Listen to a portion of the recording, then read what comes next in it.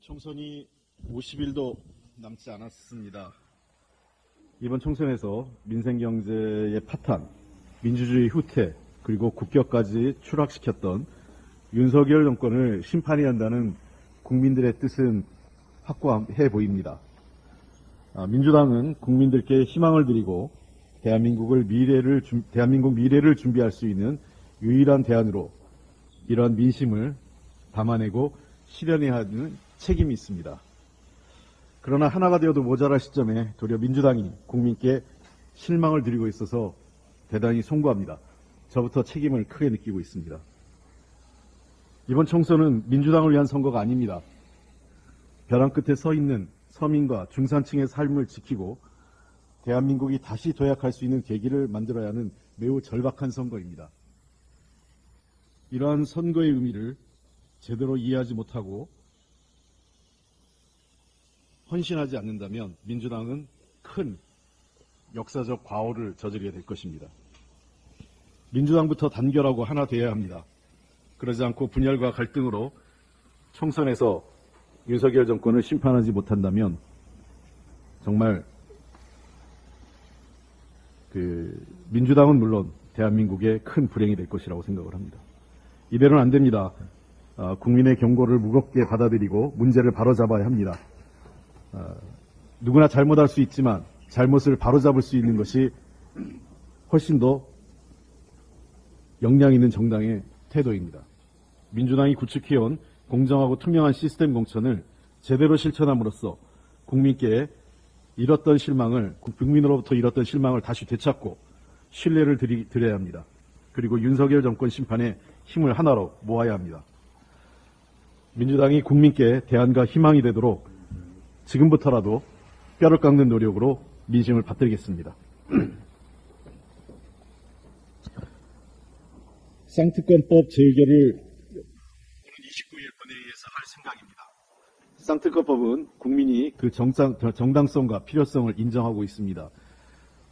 일관되게 국민의 상당수 여론이 쌍특검법을 국회가 통과시켜야 한다는 여론이 늘 50% 중후반, 60% 가까이 유지되고 있는 것이 이를 입증하는 것입니다.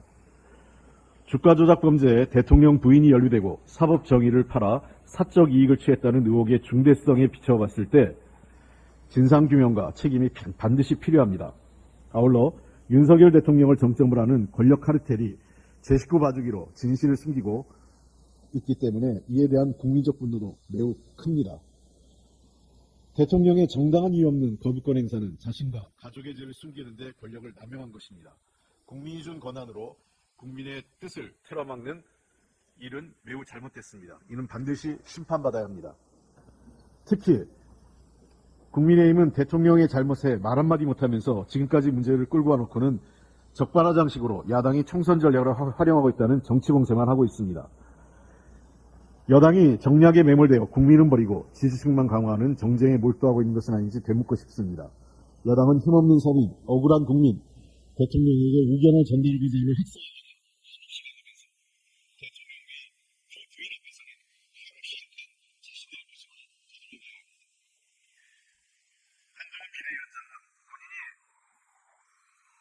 검사 출신입니다. 그렇다면 죄가 있는 곳에 수사를 하는 것은 너무나 당연하지 않습니까? 한동훈 비대위원장 말 그대로 돌려드리겠습니다. 판사 앞에 가서 자신의 무죄를 입증하면 된다는 것을 대통령과 영부인께 건의드리면 됩니다. 그리고 이번 쌍특검 재의결에 한동훈 비대위원장이 자신의 법과 원칙 그리고 자신의 철학에 비추어서 국민의힘도 찬성하자라고 의견을 모아주십시오. 한동훈 비대위원장님의 답을 기다리겠습니다. 진실을 숨기고 잘못을 피하려 할수록 그 책임과 국민 심판의 강도는 더욱 커질 것입니다. 쌍특검을 국회에서 꼭 통과시킬 수 있도록 한동훈 비대위원장과 국민의힘의 협조를 부탁드립니다. 더불어민주당은 이와 관련돼서 최선을 다하겠습니다. 쏟아지는 경제 악화 지표를 보면 얼마나 우리 경제가 총체적 난국인지 알 수 있습니다. 윤석열 정부 경제 실패가 구체적인 수치로 확인되고 있습니다. 어느 한 분야에 국한되지 않은 총체적 난국이고 국민 고통만 커지고 있습니다. 생산자 물가, 수입 물가 모두 상승했습니다. 두 지표는 최종 소비자 소비자에게 판매되기 전에 선행지표로 향후 2, 3개월 뒤 소비자 물가 상승으로 이어질 것입니다. 감귤은 한 달 전보다 48.8% 급등하는 등 농수산물 물가가 치솟고 에너지 가격도 불안한 모습을 보이고 있습니다. 수입 물가는 전월 대비 2.2% 상승했는데 국민들께서 많이 이용하는 커피 가격은 전년 동월 대비 무려 52.2%나 급등했습니다. 정말 이러다간 한동훈 비례위원장만 갔다나 특권층만 스타벅스를 갈 것 같습니다. 내수와 기업 상황도 심각합니다. 지난해 연간 제조업 공업 지수는 전년 대비 2.4% 감소해 2010년 통계 작성 이래 가장 크게 떨어졌습니다. 특히 전자, 통신 분야 국내 공급이 10.3% 감소했습니다. 심각한 내수시장 상황을 보여주는 것입니다. 2월 기업의 체감 경기는 41개월 만에 최악 수준으로 떨어졌습니다. 우리 경제가 심각한 지표를 기록했던 시기에는 과거 IMF 외환위기, 2008년 세계 금융위기, 그리고 2020년 코로나19 등 분명한 이유가 있었습니다. 그러나 오늘날 1.4% 성장률로 일본에 마저 경제 성장률이 역전당한 최악의 경제 상황은 윤석열 정부의 경제 실패 말고는 다른 이유를 찾을 수가 없습니다. 이 와중에 가계부채는 지난해 말 기준 1,886조 4천억 원으로 역시 역대 최고치를 경신했습니다. 특히 주택담보대출 등 정부 정책 금융에 따른 부채가 30조 원 가까이 늘어나 정부가 국민의 빚을 줄이기는커녕 가계부채 악화의 주범이 되고 있는 것입니다. 경기 침체로 폐업한 소상공인에게 지급된 노란우산 공제금 건수는 지난해 사상 처음 10만 건을 넘겼고 금액도 역대 최대인 1조 2,600억 원을 기록했습니다. 한계 상황에 몰린 소상공인의 어려움을 보여주는 것입니다. 이대로 소상공인의 어려움을 방치하면 우리나라 전체 경제 상황이 무너질 수 있습니다. 전문가들의 진단을 정부는 소홀히 받아들여서는 안 됩니다.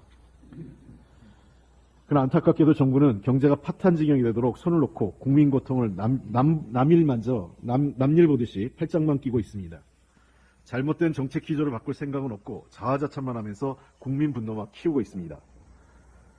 국민은 정부는 도대체 어디 있는지 묻고 있지만 할 일은 안 하고 권력을 지키는 데만 혈안이 되어 책임지지도 못할 총선용 선심 공약만 쏟아내고 있습니다. 먹고 사는 문제에 무능한 정부와 정치가 설 자리가 없습니다. 역량이 안 되면 야당의 진지한 제안과 조언에 귀를 기울여 주십시오. 국민의 삶을 지킬 능력도 협업의 의지도 없는 무능하고 오만한 정권을 이번 4월 총선에 꼭 심판해 주셔야 합니다. 이상입니다. 예, 다음은 이계호 정책위 의장님 말씀 있겠습니다. 예, 어제 윤석열 대통령이 그린벨트 제도의 전면 개편을 발표를 했습니다. 그린벨트는 잘 아시겠습니다만은 미래 세대를 위한 자산이자 또 국민의 건강권을 위해서 반드시 지켜야 할 마지막 보루다 이렇게 생각을 합니다. 윤석열 대통령과 정부 여당은 이러한 그린벨트 제도를 총선용으로 활용하고 있는 것으로 보고 있습니다. 그린벨트를 지정하는 이유는 물관리와 홍수 예방, 그리고 기후 조절, 공기 정화, 또 생물의 다양성 보존 등 이 구역의 고유한 기능을 수행하기 위한 것입니다. 그런데 만약 정부가 환경영향평가 1, 2등급까지 그린벨트를 해제를 한다면 생태계 파괴는 물론이고 기후위기를 더욱 앞당길 수밖에 없는 위기를 스스로 초래하는 그런 상황이 될 것으로 보고 있습니다. 무분별한 그린벨트 해제는 지역발전은 물론이고 오히려 투기꾼과 토건산업자들의 이익을 위해서 악용될 가능성이 대단히 높습니다. 또한 적정 농지면적 감소 추세를 감안한 농지 확보 대책도 없이 함께 발표를 한 농업진흥지역 소규모 짜투리 농지 해제 조치는 국가 식량 안보에도 심각한 위험이 될 것이 자명합니다. 이렇게 더 이상 정부 여당의 일회성, 무원칙, 무책임한 선거용 포퓰리즘 정책으로 국가 혼란을 부추겨서는 안 됩니다. 이미 그린벨트 해제 조건은 지속적으로 그동안 완화가 돼서 해제 권한도 지방자치단체로 많이 이전이 되었습니다. 따라서 각 도시의 개별 사안으로 접근을 하면 되는 것임에도 불구하고 심의 검토 과정도 없이 그린벨트를 대폭 해제하게 되면 그 피해는 고스란히 국민들에게 떠넘길 수밖에 없는 상황이 됩니다. 다시 한번 말씀을 드립니다마는 국가의 정책을 정략적으로 이행한 일이 없기 바랍니다. 어제 국민의힘 교섭단체 대표연설은 역대 최악의 불통만 자랑하는 시간이었다, 이렇게 보고 있습니다. 그동안 여당이 앞세운 민생개혁은 오히려 실제 민심과 괴리된 시대 역행적 후퇴에 불과했다고 생각을 합니다. 몇 가지 지적을 하고자 합니다.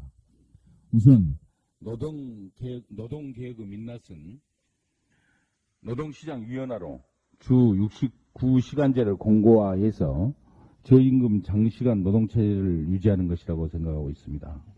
또한 지방의 기회발전 특구로 이전하는 중소기업들에게 가업승계 상속제를 면제하는 것은 지방으로 이전한 기업 자체가 성장하기는커녕 오너의 사적 이익만 보장함으로써 각종 부작용과 악용만 남발될 수 있습니다.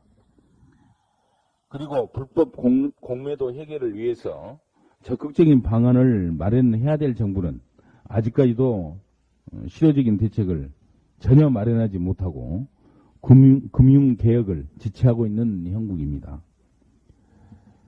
사전 협의 없이 발표한 대형마트 영업 규제 완화와 단말기 보조금 규제 등은 이해 당사자들의 갈등을 키우면서 일방적으로 밀어붙이고 있습니다마는 구체적인 해결책조차 제시하지 못하고 있습니다.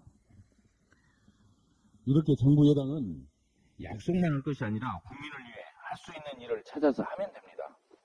민주당은 국민을 위한 일이라면 반드시 정부 여당에 협조하겠다고 약속을 했습니다. 지금은 당장 시급한 민생 문제부터 해결을 하도록 합시다. 정부 여당은 지금이라도 야당과 협업을 하면 무너진 민생을 회복할 수 있도록 힘을 모아주시기를 바랍니다. 이상입니다. 예, 다음은 홍성국 부대표님의 경제는 민주당 브리핑을 듣도록 하겠습니다. 경제브리핑입니다. 기업에서 CEO들이 의사결정을 할 때 어떤 순서로 할까 아마 많은 궁금하실 텐데 저는 뭐 직접 겪어본 사람이기도 한데요. CEO뿐만이 아니라 일반인도 마찬가지입니다. 가장 먼저 의사결정하고 실행에 옮겨야 될 시급한 문제, 두 번째는 중요한 문제, 그리고 마지막에는 나한테 도움이 되던가 내가 좋아하는 일을 제일 늦게 하라고 합니다. 이건 대부분의 사람들이 그럴 텐데요. 현재 정부는 시급한 문제는 제쳐두고 본인들한테 이익이 되는 정책, 본인들이 좋아하는 정책을 마구 질러대고 있습니다. 좀 전에 그린벨트 정책도 그렇고요. 아마 지금 정부 여당이 총선용으로 내놓고 있는 정책은 벚꽃 필 무렵부터 얼마나 이게 허황됐던 것인가, 얼마나 선거용 저축이었던 것인가, 벚꽃이 피고 철쭉이 필 때 되면 아마 국민 여러분들이 피부로 느끼실 거로 생각합니다. 오늘 시급한 문제 몇 가지 우리 경제와 관련된 거 말씀드리겠습니다. 사실 우리나라가 반도체에 이어서 2차 전지 세계적인 강국으로 떠오르고 있는데 지금 2차 전지 시장이 캐즘이라고 해서 굉장히 어려운 국면으로 진행되고 있습니다. 가장 대표적인 회사들의 수익 전망을 보면은 작년 6월에 에코프로벤이 2025년 내년도 매출을 16조, 17조 정도로 봤는데요. 10월 되니까 13조, 그리고 지금은 9조 7천억 줄고 있습니다.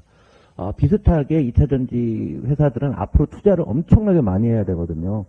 그런데 돈이 없어요, 이미. 그러면 이런 데를 지원해줘서 당장 효과는 안 나지만 한국이 2차 전지 시장 또 전기차 시장에서 글로벌 주도권을 확보해 나가는데 정부가 나서야 되는데 이런 것은 눈에 안 보이는 거죠. 우리 개인 투자가들이 또 주식시장에서 이런 종목들을 대규모로 매수하고 있습니다. 정부의 무대책으로 우리 투자가들 역시 매우 힘들어하고 있다는 점, 이것은 시급한 문제입니다. 또 하나 시급한 문제는 바로 중국발 이커머스들이 한국 시장을 지금 무차별 공습을 때리고 있습니다. 이어폰 테무에서 짝퉁인데 5,000원이랍니다. 그런데 아이폰은 얼마냐 했더니 27만 원이라고 합니다. 5,000원 한다. 우리 내수가 보이지 않는 사이에 지금 어마어마하게 무너지고 있습니다. 가장 어려운 사람이 누구입니까? 소상공인, 소매 판매업자들 아닙니까? 이분들 부채가 천조나 되고 있는데요. 빨리 공정화 플랫폼법과 같은 공정한 거래를 하기 위해서 일정 부분 규제도 필요하고요. 요거 시간이 더 지나게 되면 아마 내수에서 비명이 들릴 정도로 중국 제품들을 비롯해서 아마 무차별 공습이 진행되고 있고, 또 우리나라 빅테크도 유사합니다. 이 부분에 있어서 공정한 경쟁을 할 수 있는 게 시급한 문제라는 거죠.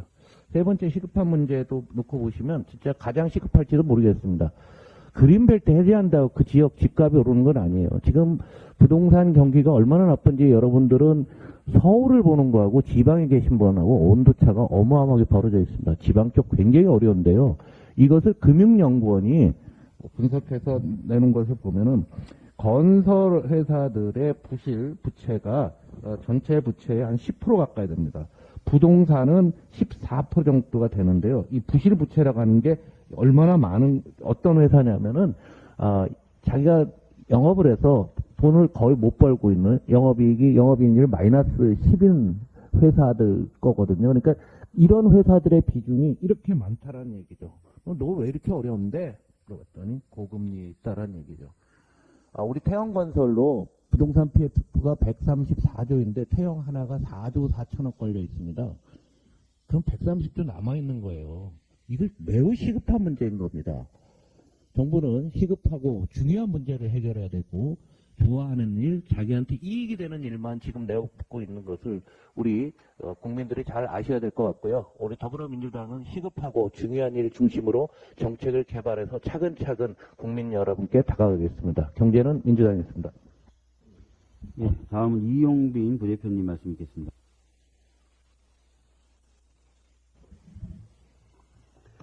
광주 광산구 갑의 마을의사 출신 원내부대표 이용빈입니다. 2주 전에 저는 윤석열 대통령에게 국가와 국민을 위해 물러나야 한다고 퇴진을 공개적으로 요구했습니다. 많은 국민들께서 공감해 주셨습니다.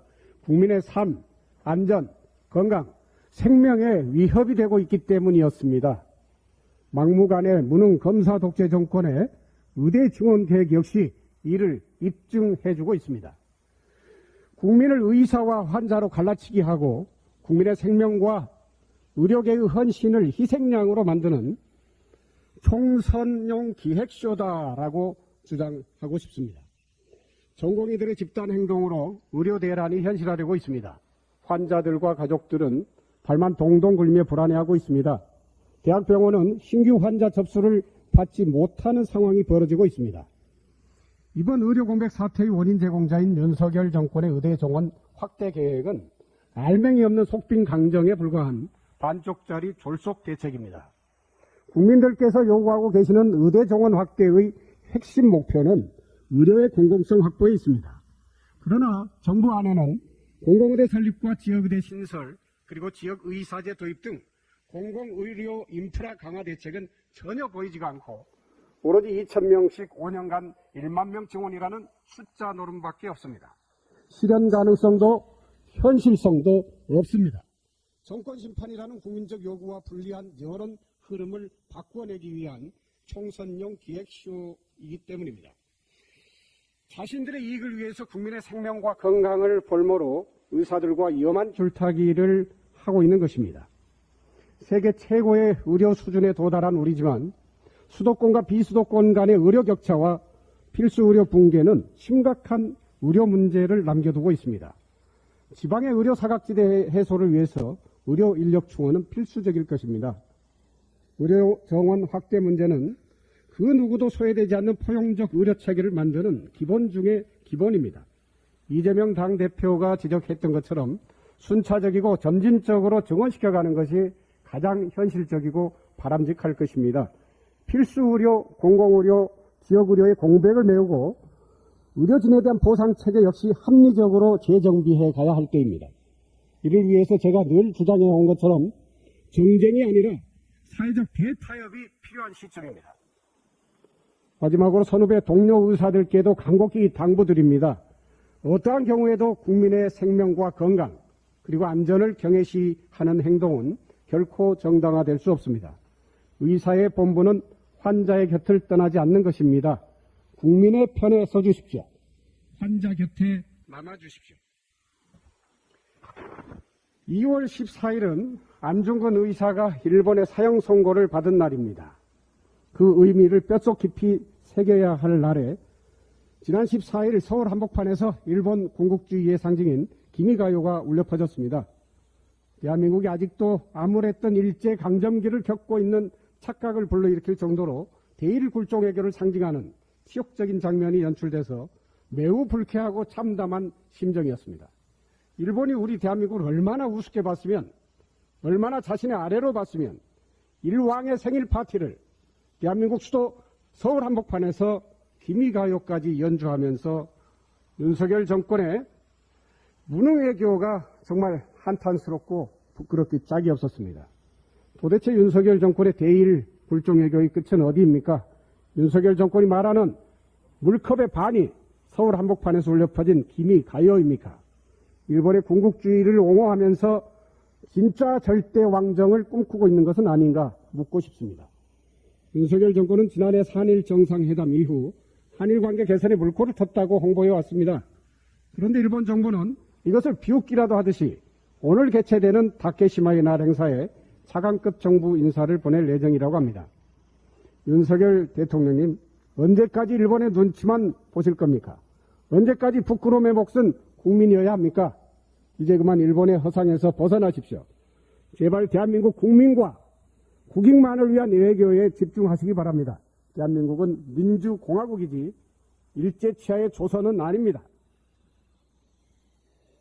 얼마 전에 우리는 독재 정권의 산물인 땡전 뉴스와 똑같이 닮은 땡윤 대담을 목도했습니다.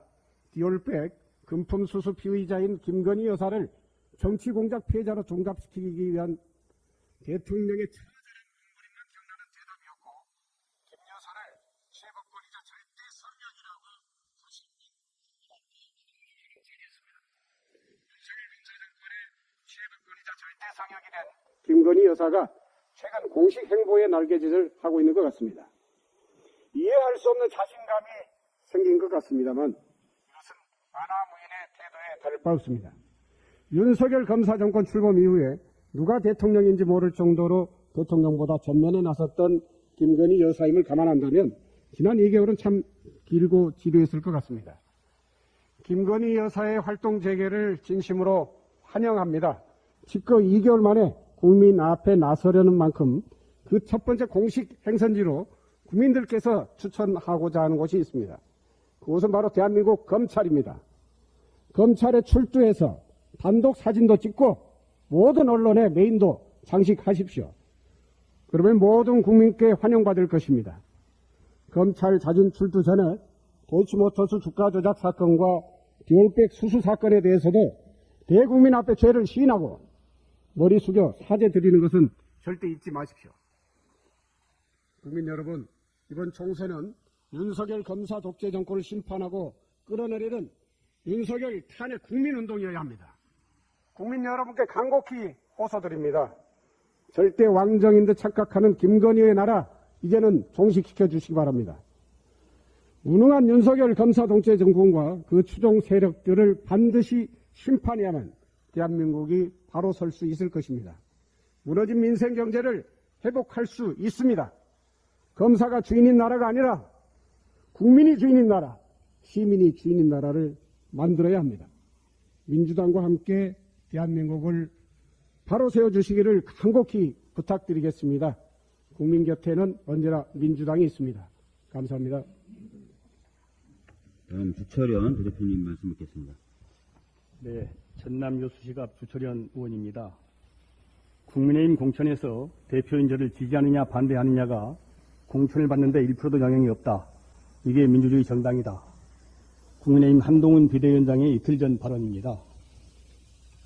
윤석열 대통령 마음에 들지 않는다고 당원이 투표로 선출한 당대표 2명을 연달아 쫓아낸 당에서 민주주의 정당 운운하다니 속아 웃을 일입니다. 한동훈 위원장이 윤석열 대통령의 아바타고 불법적인 당무 개입에 꼭두각시에 불과하다는 것은 만천하가 아는 사실입니다. 한동훈 위원장이 아니라 윤 대통령에 대한 입장, 즉 친윤이냐 반윤이냐가 윤핵관이냐 아니냐가 국민의힘의 유일한 공천 기준 아닙니까? 집권 여당의 비대위원장으로서 다른 정당에 대해 왈가왈부하기 전에 대통령의 불법적 당무 개입부터 차단하고 무너진 당내 민주주의부터 회복하시기 바랍니다. 이것이 비대위원장의 제일 소임이라는 걸 잊지 마시고 부디 자중자애하시기 바랍니다. 덧붙여서 말씀드리겠습니다. 지난 1월 31일 손준성 검사가 고발 사주 사건으로 1심에서 징역 1년을 선고받았습니다. 저는 손준성 검사가 고발 사주 대상들과 별다른 관계가 없고 고발 사주로 얻을 이익이 없음에도 이처럼 무모하고 무도한 범죄를 저지른 이유는 단 하나, 거부할 수 없는 윗선의 지시 때문이다. 즉 손준성 검사는 검찰의 조직적 범죄의 행동 대장일 뿐이고 고발 사주 범죄의 수혜자가 진짜 몸통이다 주범이라고 말씀드린 바 있습니다. 이에 저를 포함한 민주당 검사범죄 대응 TF는 지난 2월 7일 고발사주 범죄의 수혜자인 윤석열 대통령과 한동훈 비대위원장, 행동책임 이몽석, 성상욱 검사 등 4명을 공수처에 고발했습니다. 고발사주 범죄 당시 검찰총장과 부산고검 차장으로 재직한 윤석열 대통령과 한동훈 비대위원장이 고발사주 범죄의 배우이자 진짜 몸통이라는 합리적 판단이 들었기 때문입니다. 마침 공수처는 윤석열 대통령과 한동훈 비대위원장에 대한 고발 사건을 입건해서 수사 3부에 배당했다고 합니다. 누구보다 권력에 대한 성역 없는 수사를 강제해온 게 바로 윤석열 대통령과 한동훈 비대위원장입니다. 공수처에 신속하고 성역 없는 철저한 수사를 요청합니다. 마지막으로 경찰청장에게 요구합니다. 약 한 달 전부터 민주당 하위 20% 명단이라는 출처불명의 가짜뉴스가 유포되고 있어서 우리 당에서도 당을 분열시키려는 악질적 가짜뉴스라면서 수사 의뢰를 하였고 지역별로도 적지 않은 고소 고발장이 접수되고 있음에도 경찰은 전혀 움직이지 않고 있습니다. 주로 온라인상에서 유포되는 것이니만큼 경찰이 의지만 있다면 얼마든지 가짜뉴스 제작자와 전파자를 색출할 수 있음에도 강 건너 불구경하듯이 방관하고 있는 것입니다. 가짜뉴스 유포, 즉 허위사실 공표는 돈선거와 함께 처벌해야 할 중대한 선거범죄입니다. 낙선 목적으로 상대방에 대한 허위사실 유포하는 경우에는 7년 이하 징역 또는 500만 원 이상 벌금형에 처하도록 규정되어 있어서 죄를 지은 후보는 예외 없이 당선 무효에 되도록 규제하고 있습니다. 가짜뉴스 유포는 유권자들의 판단 흐리기 위해서 표를 훔치는 반민주적 서범임에도 윤석열 경찰이 방관하는 것은 야당에 대한 것이기 때문이 아닌지 합리적 의심이 들 수밖에 없습니다. 작년 11월 윤석열 대통령도 가짜뉴스 추방이 우리의 인권과 민주정치를 확고하게 지켜줄 것이라고 믿는다고 강조한 바 있습니다. 경찰청은 가짜뉴스 유포 선거사범에 대해서 신속하고 철저하게 수사해서 주권자의 표심 왜곡을 막아주셔야 합니다. 그것이 수사권을 위임받은 경찰의 사명일 것입니다. 이상입니다. 다음은 유동수 소장님 말씀 있겠습니다. 예, 유동수입니다. 예, 작년에 근로소득세 수입은 59조 1천억 원으로 22년도보다 3% 늘어났습니다. 기업 실적 악화, 부동산 경기 침체 등으로 인해서 법인세는 23조 3천억, 양도소득세는 14조 7천억, 부가가치세는 7조 9천억이 줄어든 가운데 유일하게 근로소득세만 늘었습니다. 근로소득세가 총 국세에서 차지하는 비중 역시 쑥 늘어나서 2022년도 14.5%에서 작년에 17.2%가 됐습니다. 2013년 이후 가장 높습니다. 최근 10년간 근로소득세 증가율은 168.8%로 같은 기간 총 국세 증가율 70.4%의 2배 이상입니다. 전문직 자영업자 등 개인사업자가 드러내는 종합소득세 증가율은 96.7%인데 이거보다도 훨씬 높습니다. 이처럼 국세 수입에서 근로소득세 비중이 높아지고 법인세나 양도소득세처럼 자산에 대한 세수 감소가 확대되면서 유리지갑 근로자만 봉이냐는 근로자들의 불만이 커지고 있습니다. 전문가들도 고소득자와 대기업의 세금 감면 비중이 커지면서 조세정책의 재분배 기능이 약화되고 있다고 지적합니다. 소득이 있는 곳에 세금이 있어야 한다는 건 조세정책의 기본 원칙입니다. 그리고 불로소득과 근로소득 중 어디에 더 큰 세제 혜택을 주어야 할지도 명확관한 일입니다. 부동산 등 자산에서 비롯한 소득보다 근로소득에 대한 세제 혜택이 더 커야 국민이 일할 의욕이 생겨납니다.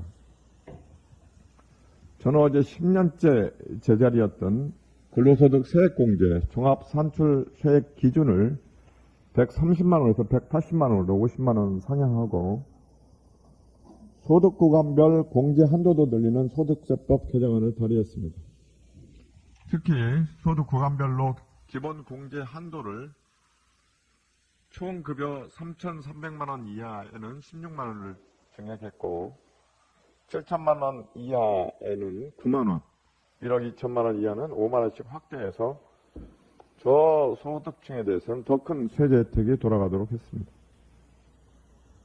2014년부터 작년까지 우리나라 경제 규모는 약 40% 성장했고 물가는 18.8% 올랐는데 근로소득 기본 공제 한도 또 종합소득 산출세 기준은 제자리였습니다. 작년에 고물가 고금리에 국민의 가처분 소득은 줄고 그 결과 내수시장도 부진에 빠졌습니다. 근로소득 세제 혜택을 확대해서 직장인들의 지갑을 넉넉하게 할 뿐만 아니라 내수에 활력을 불어넣을 것을 기대합니다. 우리 민주당은 고물가로 인해 삶이 팍팍해진 근로소득자들을 위한 정책 마련에 최선을 다하겠습니다.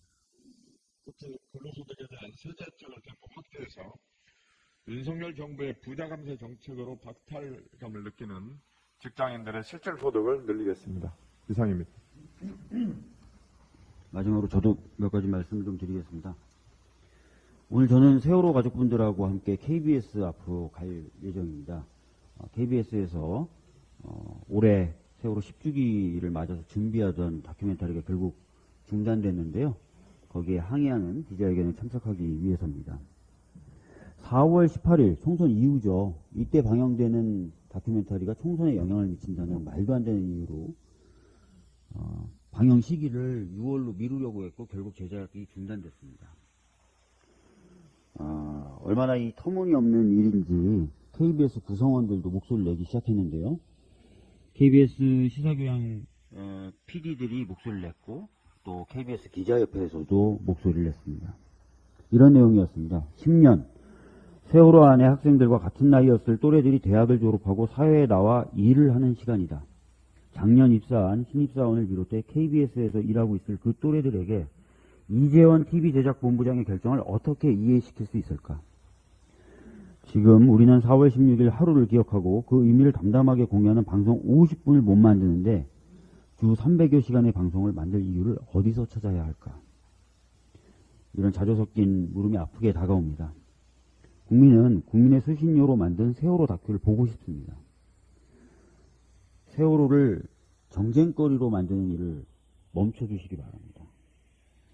KBS 사측은 세월호 10주기 다큐 방송 중단, 당장 철회하고 정상적으로 방영될 수 있도록 해주십시오. 그리고 어제 제가 요즘에 좀 눈물이 많아졌는데 어제 밤에 기사 하나를 보고 저도 펑펑 운 기사가 있어서 잠깐 하나 소개를 좀 시켜드리겠습니다. 박정훈 대령이란 분이 제5회 노회찬상을 받으면서 수상소감으로 밝힌 내용인데요. 자신이 이 싸움을 멈출 수 없는 이유 몇 가지를 얘기했습니다. 그 부분을 좀 읽어드리는 식으로 말씀을 이어나가도록 하겠습니다. 생명의 가치에 대해서 좀 말씀드리고 싶은데 이병의 죽음의 가치나, 그러니까 최수근 상병은 돌아가시고 나서 상병으로 됐거든요. 그러니까 이병의 죽음의 가치나 장군의 생명의 가치나 저는 같다고 생각합니다.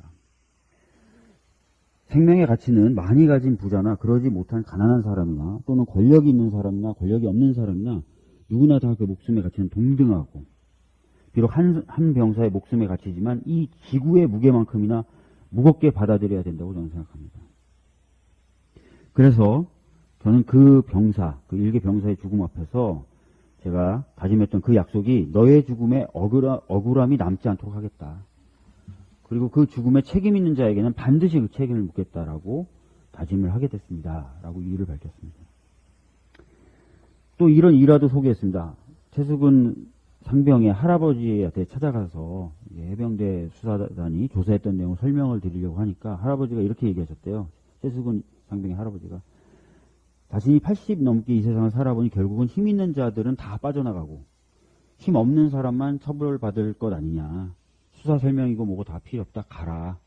이렇게 얘기해서 그 자리에서 제가 말씀드렸습니다. 제가 비록 수사에 대한 완결권이나 모든 권한이 있는 것은 아니지만 최소한 저희가 경찰에 넘기기 전까지 해병대에서 할 수 있는 거는 다 하겠다. 약속을 하고 그 약속을 반드시 지키겠다. 라고 했던 겁니다. 그래서 싸움을 멈출 수가 없는 것이고 또 다른 하나 이유를 설명했는데요. 대한민국은 국방의 의무가 있는 나라입니다. 그래서 사실은 군과 우리 국민을 뗄래야 뗄 수가 없습니다. 한 집 건너 한 집이 다 군과 관련이 있고 최소한 친척이라든지 다 군과 관련이 있습니다.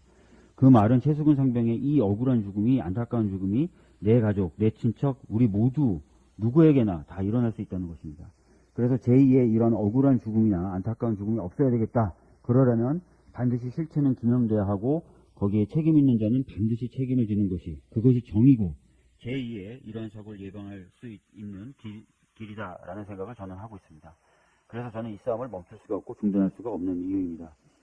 입만 열면 정의를 얘기했던 분이 지금 여당의 비대위원장이 되셨고 입만 열면 공정을 얘기하시는 분이 지금 대통령이 되어 계십니다.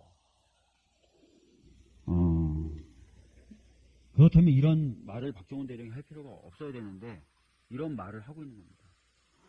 억울함이 없어야 되겠습니다. 진실이 규명돼야 되겠습니다. 여당도 국정조사라든지 이런 것에 협조해 주시고 박정훈 대령이 끝으로 이렇게 얘기했습니다. 만약 제가 지금 하는 말에 공감하신다면 자기가 지금 받고 있는 재판이나 이런 것에 대한 관심을 좀 보여달라고 부탁을 했습니다. 이게 진실이 승리하는데 가장 중요한 힘이고 원동력이라고 생각한다고 했습니다. 혹시나 제 말을 들으시는 분들이 계시면 그분들 역시 박정훈 대령 그리고 최수근 상병의 억울한 죽음에 대해서 관심을 계속 가져주시기를 부탁드리겠습니다. 이상입니다.